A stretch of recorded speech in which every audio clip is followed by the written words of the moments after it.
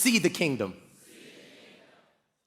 Most of us have never seen the kingdom in display, so we settle for church. We've never seen the kingdom, and we've never seen people living like the king, so we settle for pastors. We've never been able to see what it looks like to be in a community where everything we have, we know is not ours. It's just managed by us, and we can be used as a conduit at any moment to be able to expand the kingdom. So we settle for clubs, groups, and gangs.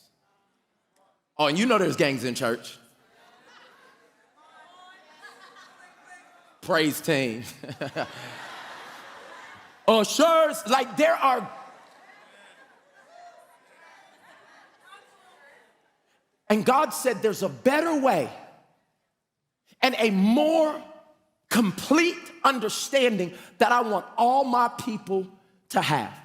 And that's why I told you last week, this is not a sermon series that is supposed to be impressing. This is a sermon series that's supposed to leave an impression. And so every week, I need you to touch your mind. Everybody say, God, help me understand the kingdom. Just one more time with faith. God, help me understand the kingdom. The way we're going to understand the kingdom is by knowledge. And I know a lot of people in church like experiences and they don't like learning.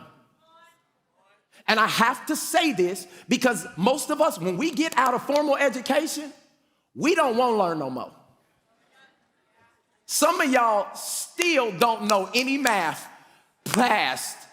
Okay, y'all about to. If it don't have an addition or a subtraction sign, where's the iPhone? Division, when I left 11th grade,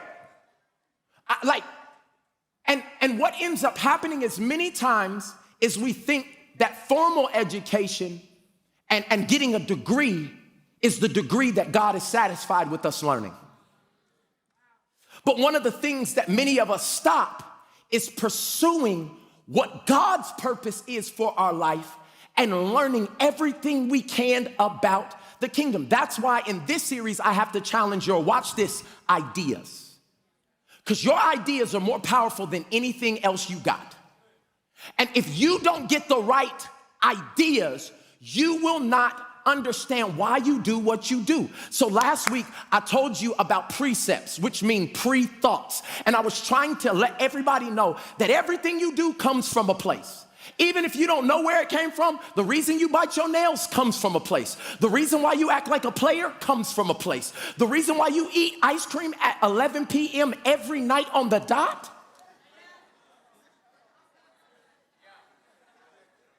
There was some, everybody say idea.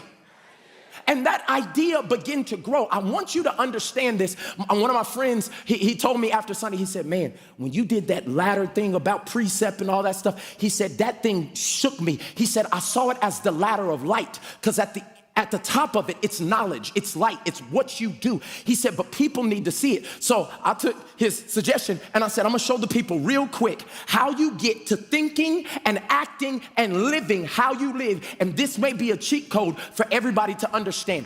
Everything you do starts with everybody write down idea. And it's something that you go progressively. So where you start is at an idea. But it goes from the idea or the pre-thought, and it goes from a precept, that's the word that is used in the Bible, to everybody say concept.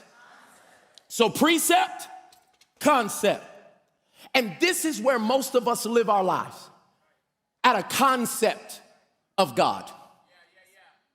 The big man upstairs. You know what I'm saying? I want to shout out, I want to shout out the Almighty.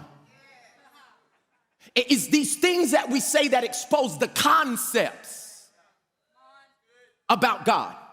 But the problem is your concept has to turn into a what? Most of us don't have a conviction about God. This is why you can have a concept about God and never act on it. Many of us have a greater conviction over the coffee we drink in the morning. I only mess with Starbucks.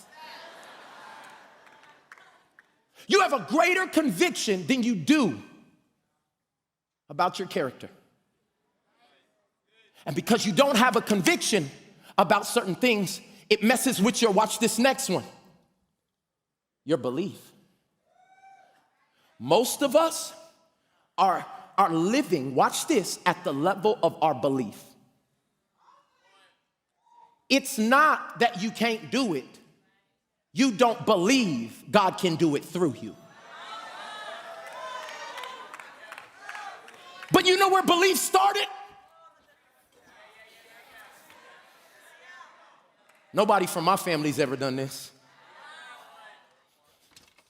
And I applied, and see, they already had their mind made up about me. And you went into the interview with a pre-thought that you won't get the job.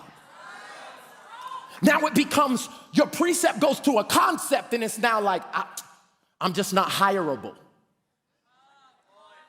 And now it goes from the concept to a conviction. I guess I just won't work for anybody. And it goes from a conviction to a belief. I guess I'll be in poverty all my life. And then you have children, and guess what it goes to? It then turns into an ideology. Don't dream too big. Why you apply for that school? You know how much it costs to go there? Huh? No. You can never do it. You should just get a job where after 40 years you can get a pen. They don't even give Rolexes no more. You get a pen. And that ideology now becomes philosophy. This is how the Johnsons live. This is how the McGregors live. And all of this started with a idea. What you know about God? Start